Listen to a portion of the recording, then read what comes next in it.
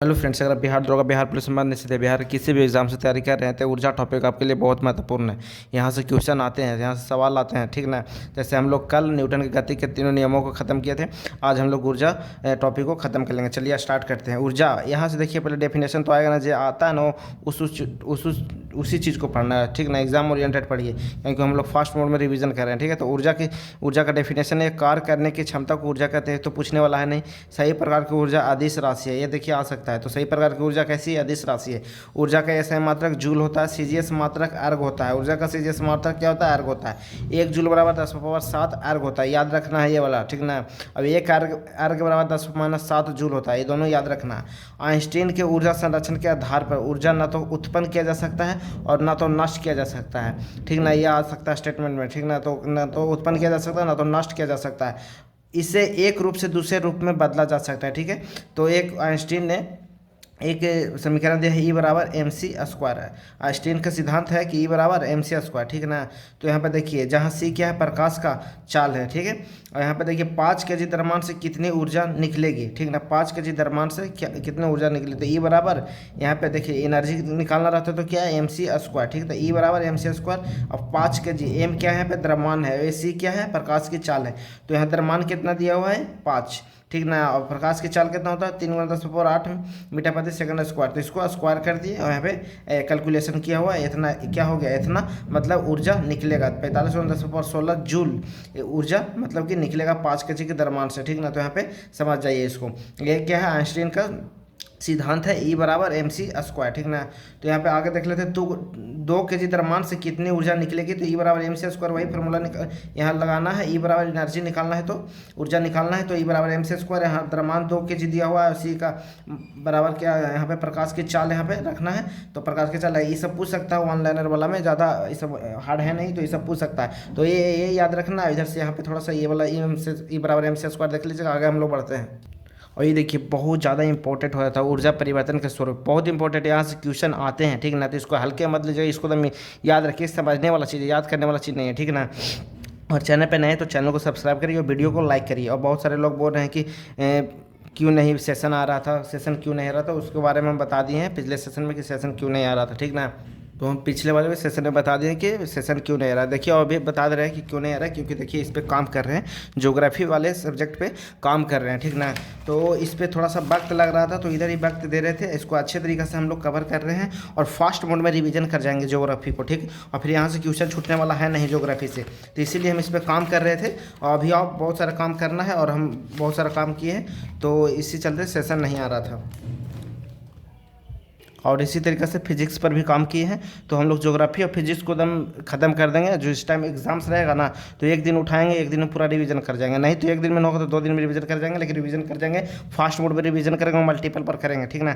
तो देखिए, और देखिए सोर्स लिमिटेड रखिए, वही हम बात बोलेंगे। और यहाँ देख लेते हैं, तो ऊर्जा परिवर्तन के स्वरूप यहाँ से क्वेश्चन आता है। तो मोटर है जो क्या विद्युत ऊर्जा को क्या यांत्रिक ऊर्जा में बदल देता है। मोटर बिना विद्युत का कोई काम का है नहीं, विद्युत लेता है तो फिर यांत्रिक में मतलब मूवमेंट, कोई कार्य करने लगता है। कार्य करने लगना मतलब कि यांत्रिक ऊर्जा, ठीक ना। तो मोटर विद्युत लेके कार्य करता है, मूवमेंट करता है, घूमता है, तो यांत्रिक ऊर्जा में वो क्या कर देता है? कन्वर्ट कर देता है। तो मोटर क्या विद्युत ऊर्जा से यांत्रिक ऊर्जा में कन्वर्ट करता है। और डायनमो यांत्रिक ऊर्जा से विद्युत ऊर्जा में, पहले देखिए वो मूवमेंट कार्य करने वाला शक्ति लेता है, फिर वहाँ से मूवमेंट करता है और फिर विद्युत ऊर्जा में कन्वर्ट कर देता है। तो याद रखिएगा, मोटर विद्युत ऊर्जा से यांत्रिक ऊर्जा में और डायनेमो यांत्रिक ऊर्जा से विद्युत ऊर्जा में, विद्युत देता है फिर वो डायनेमो। और घर्षण यांत्रिक ऊर्जा से उसमें ऊर्जा में, जैसे कि मान लीजिए घर्षण हो रहा है तो ये मूवमेंट हो रहा है ना, फिर वो क्या यहाँ से फिर उष्मा उत्पन्न करता है, तो उसमें ऊर्जा में उत्पन्न कर देता है घर्षण, ठीक ना। देखिए यांत्रिक मतलब कि मूवमेंट हो रहा है, यहाँ से यांत्रिक ऊर्जा से उसमें ऊर्जा में घर्षण। हीटर विद्युत ऊर्जा लेता है, उष्मा उत्पन्न करता है। हीटर क्या विद्युत लेता है, वहाँ से फिर उष्मा उत्पन्न करता है, ठीक ना। उस पर खाना वगैरह बनाते हैं तो उष्मा उत्पन्न किया तब ना। प्रेस ये भी विद्युत लेता है, उष्मा उत्पन्न करता है। मोमबत्ती रासायनिक को क्या किस चीज़ में उत्पन्न करता है? प्रकाश प्लस उष्मा में। प्रकाश मोमबत्ती को जलाने पर क्या प्रकाश भी देता है, उष्मा भी देता है, लेकिन मेन रूप से प्रकाश देता है। बल्ब विद्युत लेता है, प्रकाश देता है, ठीक है। पंखा विद्युत लेता है, यांत्रिक देता है। विद्युत लिया और यांत्रिक मूवमेंट करता है तो यांत्रिक ऊर्जा में कन्वर्ट करता है। स्पीकर विद्युत लेता है और ध्वनि करता है, विद्युत लेता है और ध्वनि ऊर्जा में कन्वर्ट कर देता है, ठीक। माइक्रोफोन ध्वनि लेता है विद्युत ऊर्जा में। इंजन उष्मा लेता है, उसमें ऊर्जा को क्या यांत्रिक ऊर्जा में कन्वर्ट कर देता है, ठीक ना। जैसे कि कोई भी इंजन में आग लगता है तभी ये काम करता है ना, तो उसमें उष्मा उसमें ऊर्जा को क्या यांत्रिक ऊर्जा में कन्वर्ट कर दिया, ठीक ना। कोई भी इंजन के अंदर आग लगता है तभी कार्य करता है। बेना जैसे हम लोग पेशीय ऊर्जा, जैसे मूवमेंट हम लोग जैसे हैंड फैन देखें ना तो उसको हाथ से ऐसे ऐसे करते हैं तभी वो क्या होता है, पेशीय ऊर्जा को यांत्रिक ऊर्जा में मूवमेंट करवा देता है, ठीक। तो प्रकाश संश्लेषण प्रकाश को रासायनिक ऊर्जा में कन्वर्ट कर देता है। तो यहाँ पे देख लीजिएगा विद्युत यांत्रिक मेन जो इंपॉर्टेंट वहाँ पे स्टार हम लगा दिए हैं, उसको याद रखिए। आप लोग कमेंट में बताइए कि बैटरी कौन से ऊर्जा को कौन से ऊर्जा में कन्वर्ट करता है, ठीक ना। आगे देखते हैं ऊर्जा के कई स्वरूप है। गतिज ऊर्जा, स्थितिज ऊर्जा, विद्युत ऊर्जा, ध्वनि ऊर्जा, प्रकाश ऊर्जा, रासायनिक ऊर्जा, चुंबकीय ऊर्जा, इस सबको काम करना है। पर ये दोनों गतिज ऊर्जा और स्थितिज ऊर्जा को हम लोग देख लेते हैं। तो हम लोग स्थिति ऊर्जा देखते हैं। स्थिति ऊर्जा कहते हैं किसको, इसको देखिए पोटेंशियल एनर्जी भी कहते हैं। ऊंचाई या खिंचाव के कारण अर्थात अपने स्थिति के कारण कार्य करने की क्षमता को स्थिति ऊर्जा कहते हैं, ठीक ना।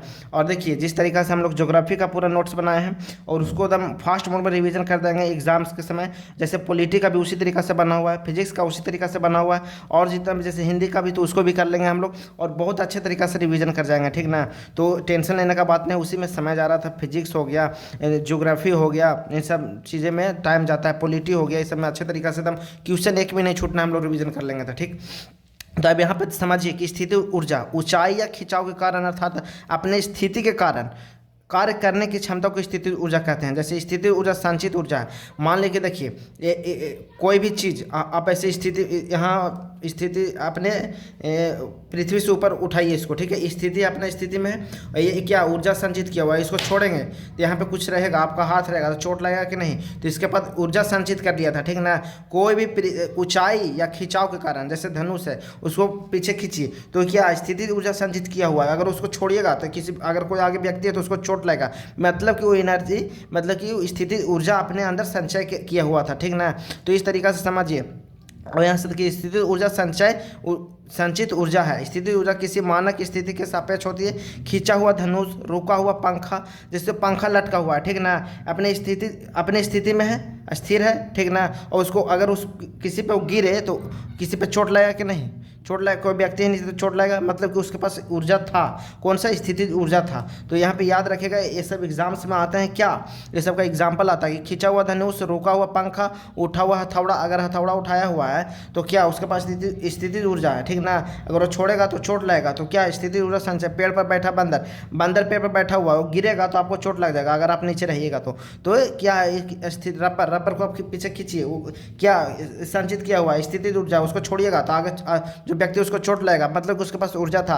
खींचा हुआ स्प्रिंग है, इसको स्प्रिंग को खींच के छोड़िए, चोट लगेगा, मतलब स्थिति ऊर्जा संचय कर लिया था। उसके बाद बांध वगैरह ये सब क्या है, स्थिति ऊर्जा का एग्जाम्पल है, ठीक ना। तो पी ई बराबर पोटेंशियल एनर्जी बराबर क्या होता है, mgh। तो हम लोग देख लेंगे यहाँ पे एम है और जी क्या है, ग्रेविटेशनल फोर्स, एच क्या है, ऊंचाई। तो इसका एग्जांपल भी हम लोग देख लेंगे। स्थिति ऊर्जा क्या ऊंचाई पर निर्भर करता है, जितना ऊंचाई और द्रव्यमान पर, जैसे कोई भी चीज़ को जितना ऊंचा आप ले जाएगा उसे छोड़िएगा उतना ज़्यादा उसके पास स्थिति ऊर्जा मतलब कि संचय कर लेगा, समझे।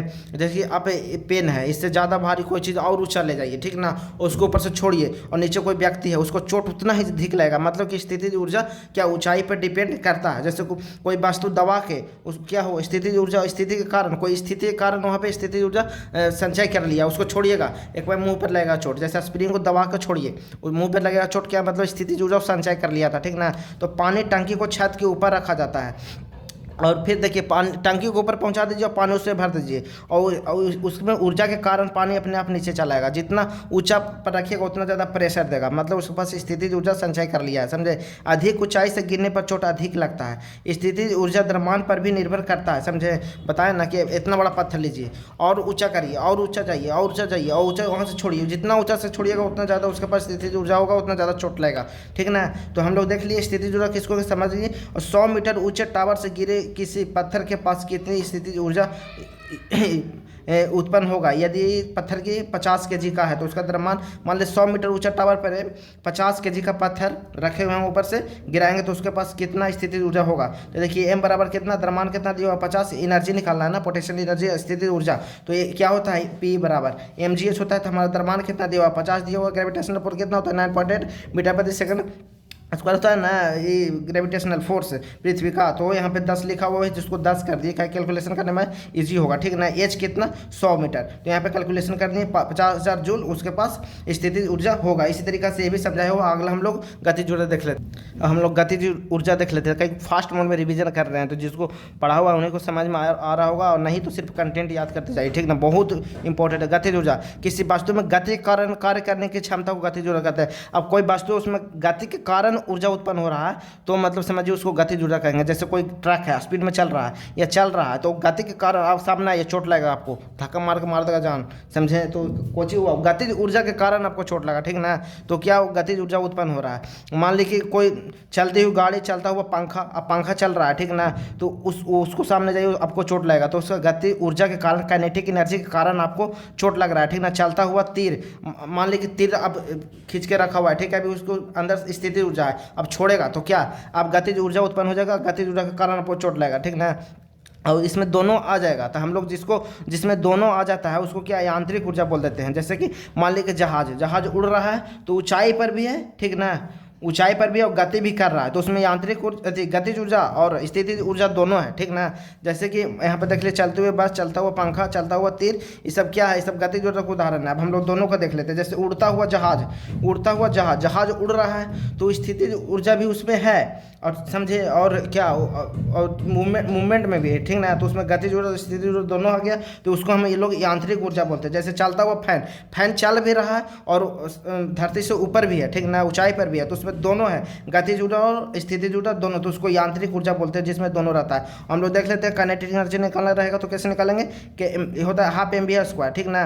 तो यहाँ पे अगर देखिए 800 ग्राम दिया हुआ है, क्या मास दिया हुआ है द्रव्यमान, और भी वेलोसिटी कितना 60 मीटर प्रति सेकंड दिया हुआ है, तो इसको स्क्वायर कर दिया, यहाँ से कैलकुलेशन कर दिया, इतना आ गया, ठीक ना। तो हम लोग आज ऊर्जा कंप्लीट कर लिए हैं और आज यहीं समाप्त करते हैं।